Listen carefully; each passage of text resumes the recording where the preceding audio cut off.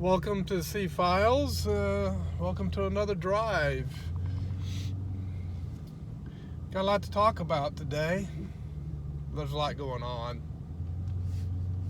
2024 is heading in quickly, and already there's a lot of stuff getting ramped up as far as what people are talking on social media. But let's take it from the basics and work our way through. How's that?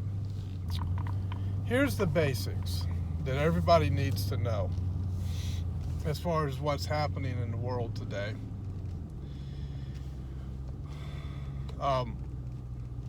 You begin with the UN agenda,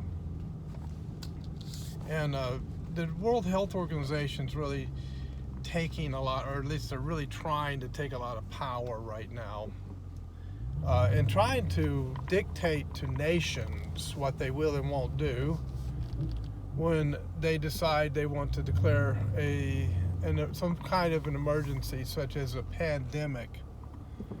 And there's really no standard or criteria by which they'd make that kind of a declaration. They just decide, okay, we've got an agenda that we want to do. Let's declare some sort of an emergency, like a pandemic, in order to manipulate the people into cooperating with our agenda. And this is how they do it. So they declare something like a pandemic, which is what they did in 2020. And they use that to take more power and control away from nations and give it to the United Nations. Okay? Now, there was Project 21. It was a role-playing game, which occurred, I want to say 2019 time frame, 2018, 2019. And it role-played everything that we have seen over the last 3 years. So they role-played this scenario. In other words, they did a practice run on it and a role play, kind of like what military will do in the war college. Okay, they'll role play. Okay, if a conflict occurred here, a war began with this particular nation, how would we do it, right? And then they role play it and they figure out their strategy. That's what they did with the pandemic that we just went through. They role-played it before they did it. And out of that comes Agenda 2030. Now, Agenda 2030 has not been fully implemented yet. The first stage of it was the declared emergency. And it was, of course, a health emergency, right? A pandemic. And the end goal that they stated themselves, this is not me making this up, this is what the globalists have told us they want to do, is to put us all in 15-minute cities. No one will own a car. And basically, Klaus Schwab said, you'll have nothing and be happy, right? You know what this is, folks? If you've ever watched Star Trek, it's the Star Trek scenario. Remember, in Star Trek, money was eliminated. There's no money. Everything's provided for everyone, and they find something useful that they want to do for society, and some of them wanted to be in Star Trek, and they wanted to, be on the starships or and they wanted to do whatever job that they did on those ships and so forth.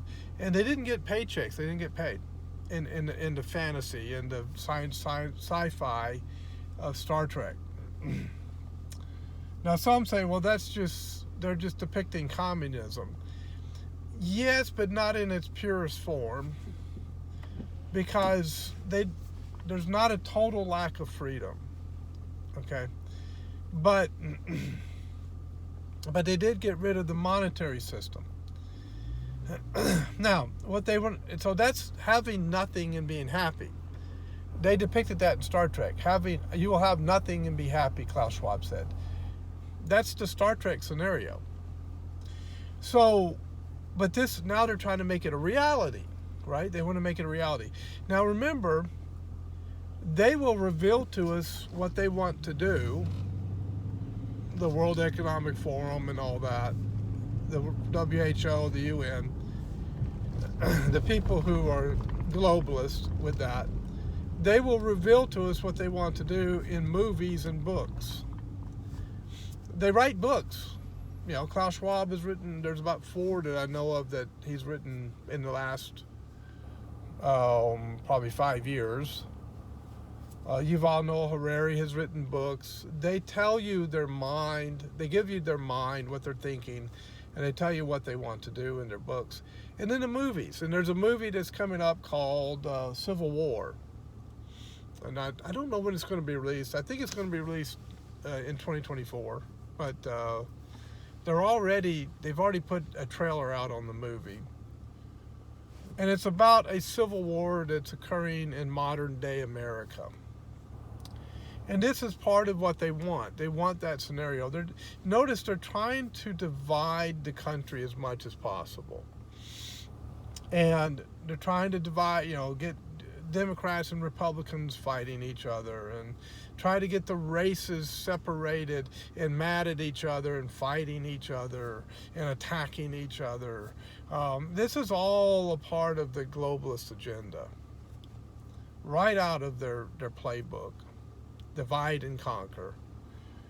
The problem is there's some monkey wrenches that have been thrown into the machinery, and the machinery is locking up, and there's parts are starting to fly off, sparks are flying, and their globalist machinery is in dire need of repair. They need a mechanic to fix their engine. Why? Because with the push of the concept of the uniparty, the split of Democrat and Republican is not really that popular anymore.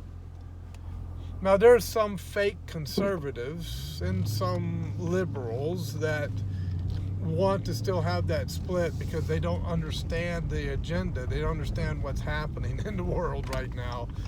But the people have woken up, and there's a lot of them.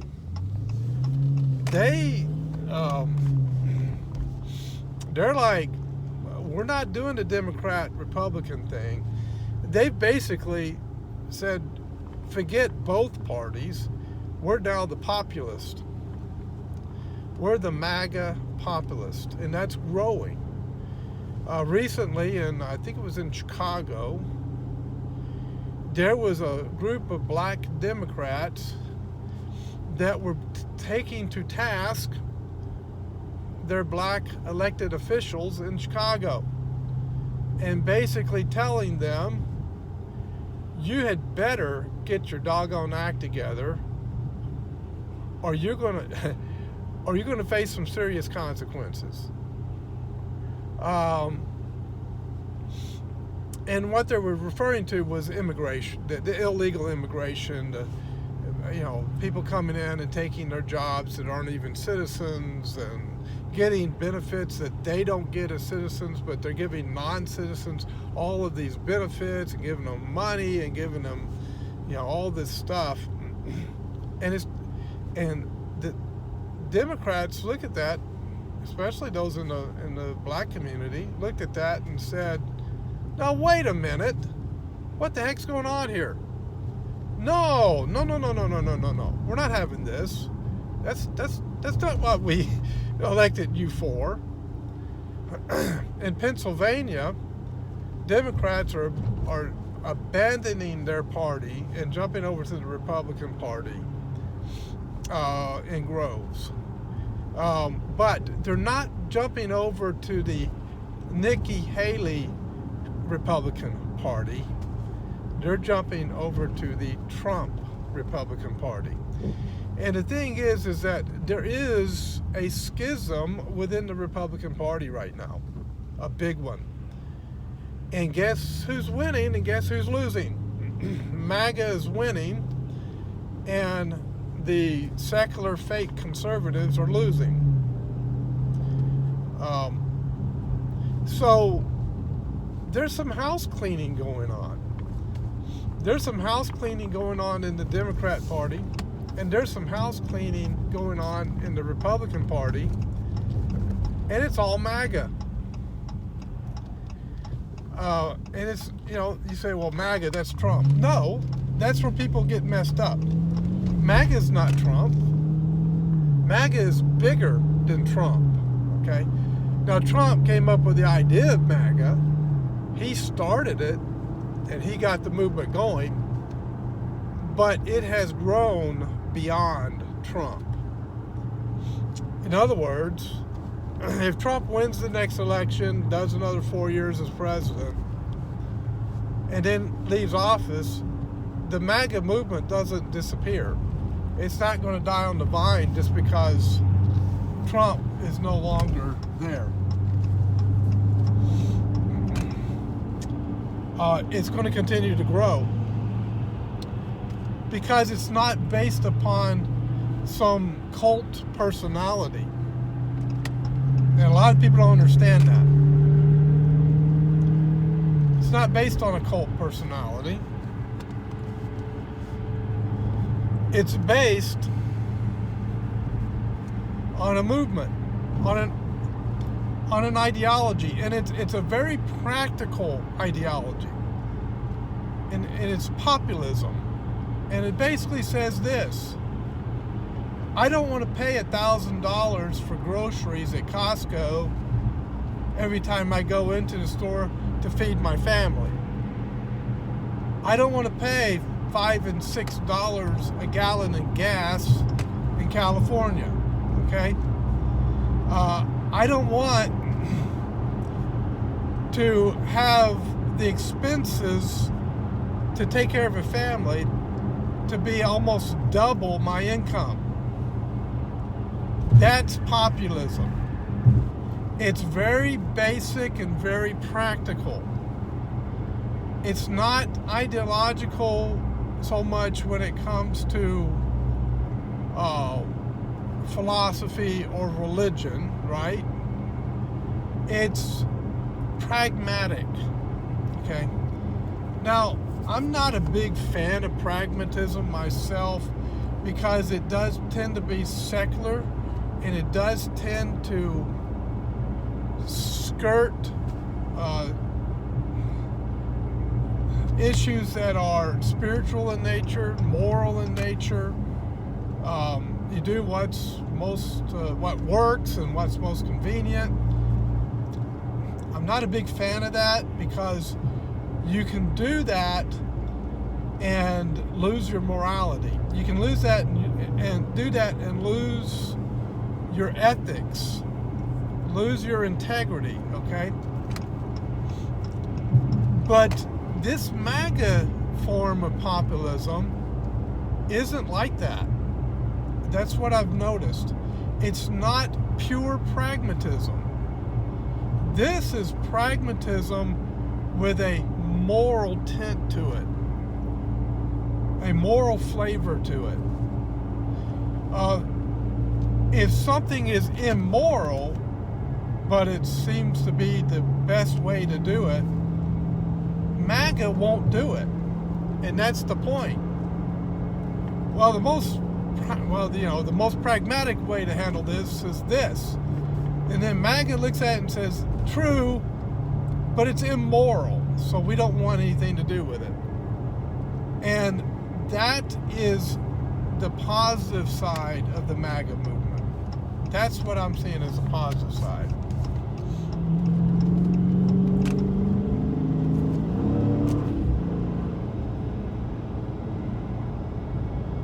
Sorry, I a car was going like 20 miles below the speed limit on the interstate freeway up here on the West Coast.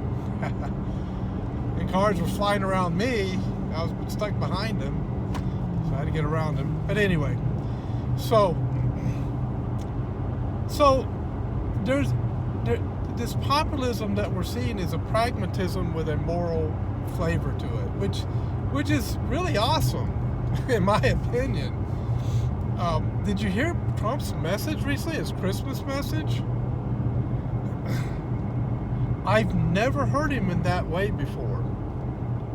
He talked about Christmas being the Savior that came in the manger in his incarnation. And he came to save the world from their sins. This is Trump talking in his Christmas message. And I'm going, oh wow, wait a minute. Something has happened to Trump. Something has happened to Trump. This is not the Trump that they were depicting in the mass media when he ran in 2020. No, what was it? When did he run? 2016? 2016, his first run for office. Anyway, this is a different Trump than what we've been presented. So I believe that he's going through a spiritual journey, that God is working on him. So if you're looking for a priest for president, well, okay, then he might qualify a little bit more. Okay. God doesn't always pick the most, he doesn't always pick the Christian to be the leader. He doesn't always pick the most moral person to be the leader. Okay? And we've seen that throughout history. When you look through the Old Covenant, he chose Nebuchadnezzar to be his servant, to do his will, to bring his judgment. Think about that. So God chooses whom he chooses for a reason. I got another one that's going slow. I don't know what's going on here, so I'll get around these folks. So we're heading into 2024. My prediction is the globalists are going to fail in what they're trying to do.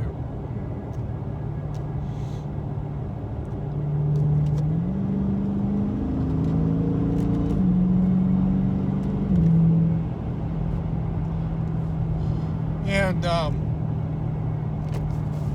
the reason is because the populists are growing. The moral populists are growing in this nation. And the world is rejecting them. Klaus Schwab is insignificant in the BRICS nations. Russia, who started BRICS, and the other nations that joined in with Russia, they've basically thumbed their nose at Klaus Schwab and the globalist UN agenda. They've spit on it and said, you no more. We're not having anything to do with you. And so the globalists are panicking. They know they're going to lose this next election. It's a big cement truck up in the front. That's what's going on. Anyway, they know they're going to lose this next election. They know Trump is going to win. And they're in total panic mode because they know he's going to start gutting a bunch of bureaucracy. He's going to gut a bunch of agencies that have harassed and oppressed the American people.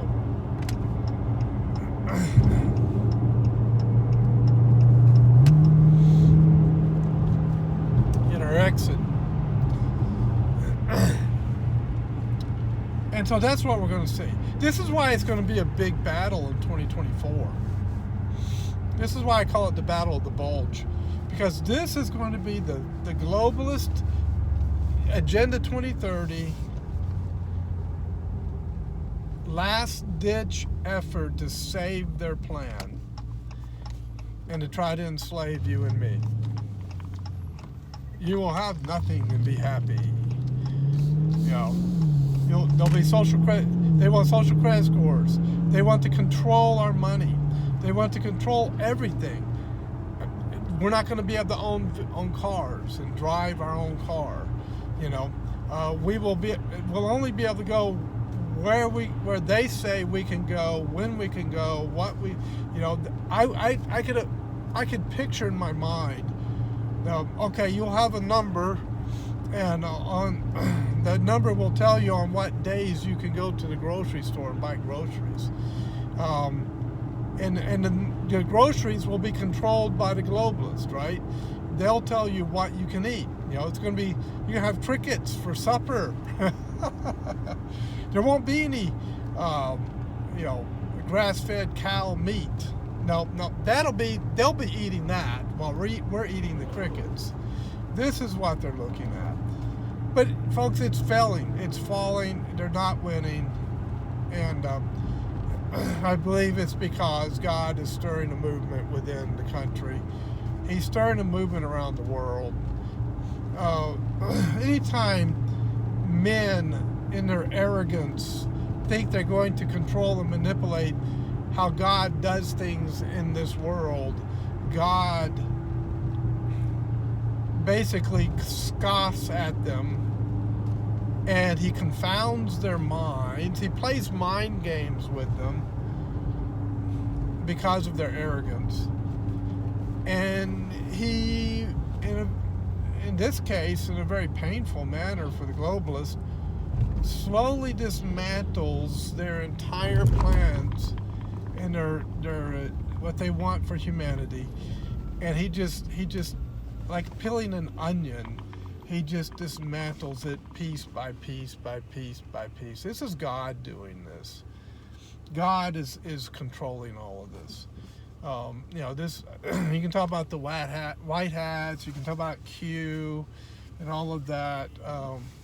My personal opinion is that Q was an intelligence operation by an intelligence agency. But, because Q knew too much. So somebody who had intelligence agency level of information was doing Q. And I know what the mainstream media said Q was. They were so off kilter and they were so wrong on what they said, it's not even funny. I was laughing at that. I was belly laughing at it. I was going, this is the best they can do. This is what they're going to say Q is. Oh my goodness, mainstream media, you've lost it. You've lost it. You've lost your skills. Your ability to deceive us is waning horribly. So anyway,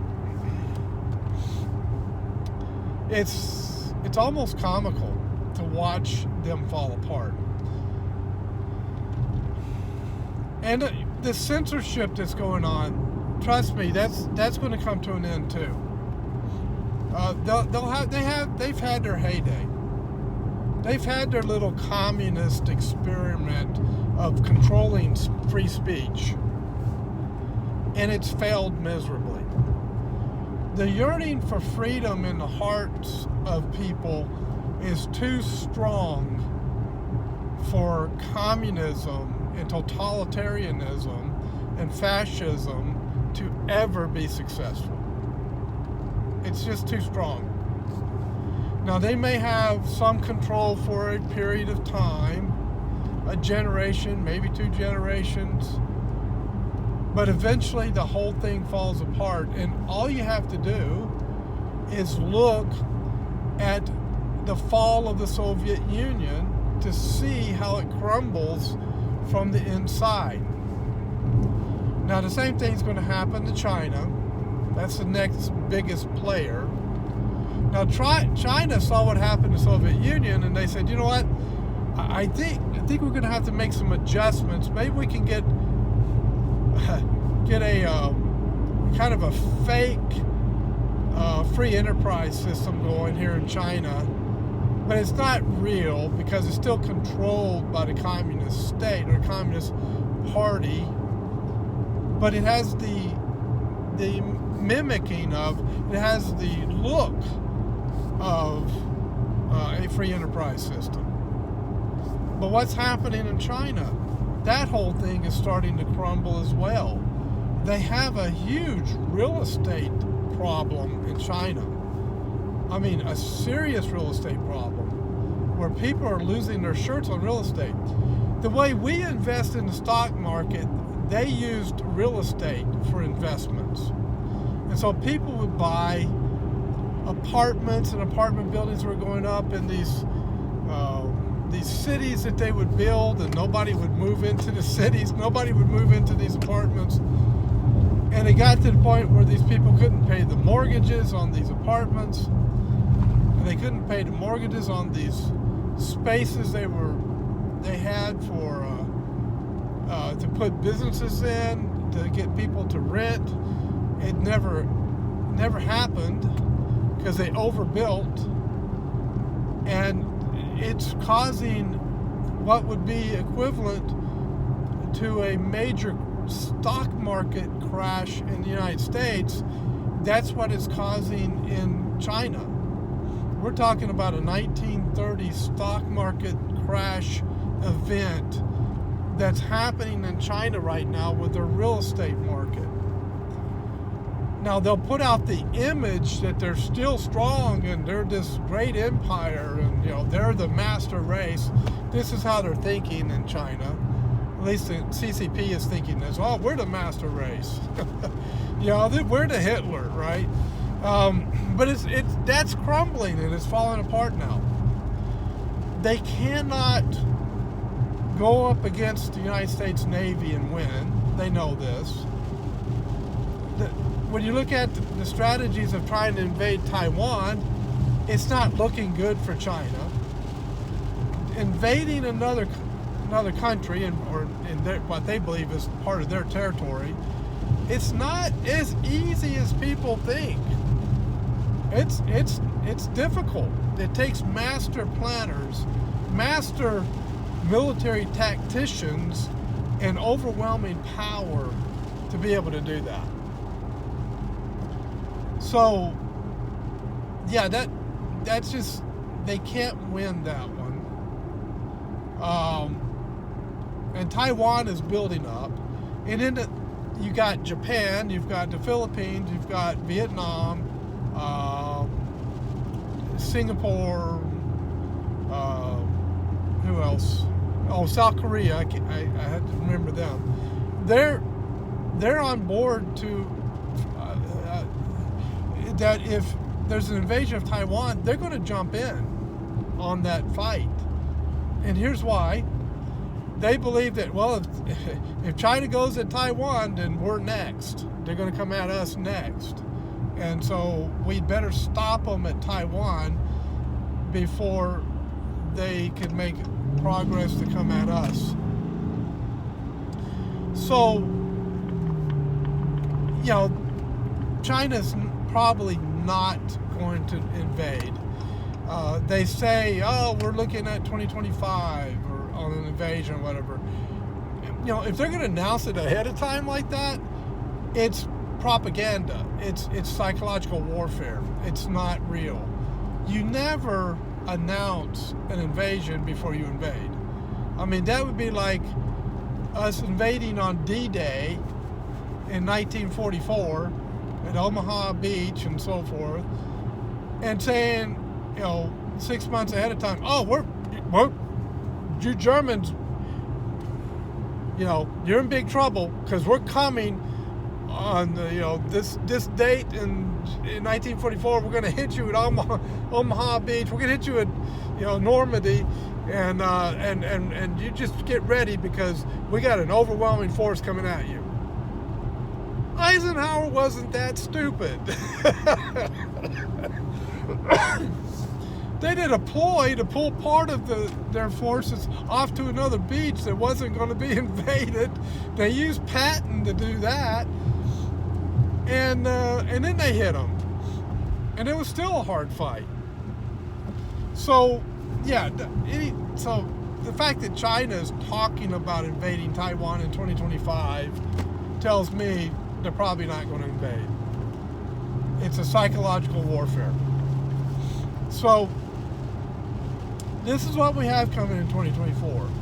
A big clash, and my belief is that the Patriots are going to win. Now, do I believe we're going to have a civil war? No. No, because of the uniparty. They're not going to be able to split us and have us go at each other. We're all united against the uniparty, against the corruption in Washington, D.C. The country is uniting in opposition to the corruption in Washington, D.C. So if there's going to be any kind of a domestic war within the United States, if that were to happen, it would be the states versus the federal government. That's what you would have. The states would basically divorce, and not, you'd have a number of states. It probably wouldn't be all of them, but I think as it goes, it would increase the number. The majority of states, I believe, would divorce the federal government. And you have the, remember the state, it was the original 13 colonies, those states, that formed the federal government. It wasn't the federal government that formed the original 13 states. That's important to remember. So if that were to happen, if that's the scenario that ends up playing out,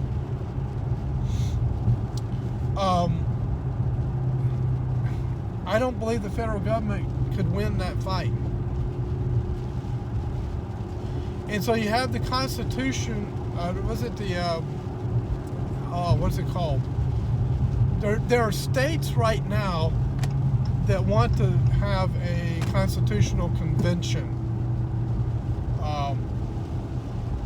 And it's not to rewrite the Constitution.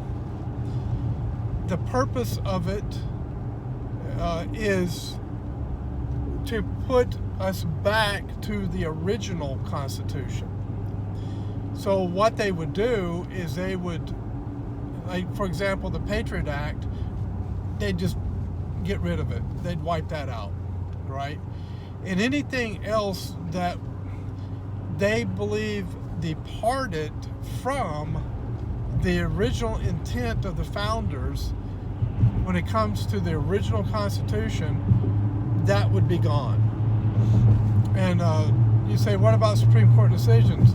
Well, if they divorce the federal government, those Supreme Court decisions would be nixed, all of them. There would be no, they would say, okay, those don't apply anymore. We're starting over.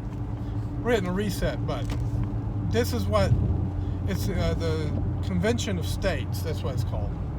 And it's a big movement that's happening right now in the country. So,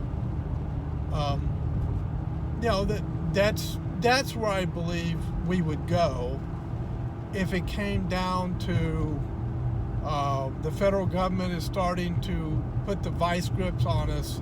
They're trying to put us into 15-minute cities. They want to take away our cars. They want to control what kind of groceries, when we can buy them. All of this stuff. They want to control our travel, our movement. That would be enough to bring in the Convention of States, and a lot of states would join in, and basically divorce the federal government and reset the Constitution back to its original form. So that would be the most likely scenario if this schism between the people and the federal government were to get to that point. Okay, so I don't believe that it would be states against states like it was in the 1860s. So, remember, God is sovereign. He's controlling all of this. what he has determined will happen. I believe in the providence and the sovereignty of God. I can't predict the future. I don't know what the future is going to bring, but there are indicators of what the future will bring. Now the question comes up, but what about the signs of the times? Aren't you reading the signs of the times and seeing fulfilled prophecy or the fulfillment of prophecy in our day? And can't you read that? I'll address that in the next video, because when you look at that text of Scripture, the Olivet Discourse, which is where those signs of the times come from, that's located in Matthew 24, Luke 21, and Mark 13, I think it is. Mark 13. What you see is timing statements made by our Lord Jesus Christ that is inconsistent with those who run around saying those signs of the times apply to us today, 2,000 years later. Christ didn't say that. He had a different timing on those signs of the times than what modern dispensationalist eschatological prophecy so-called experts are saying today. So there's a schism between what Christ said in the Olivet Discourse and what people are saying today about the end times. And I will address that in the next video. It's raining, we're almost home. The idea of washing the car is out the window now. That's okay, I'll just take my break. So, God bless you guys. Thanks for watching the C-Files. I appreciate those of you who've subscribed to the channel. I appreciate those of you who give thumbs up. I appreciate the comments. Thank you for the comments. And say what's on your heart. Say what you think. Even if it's calling me names, that's okay. if that's what you're feeling, what you're thinking, just have at it. Okay. I believe in free speech. All right. Everyone, God bless. We'll see you next time on the C-Files.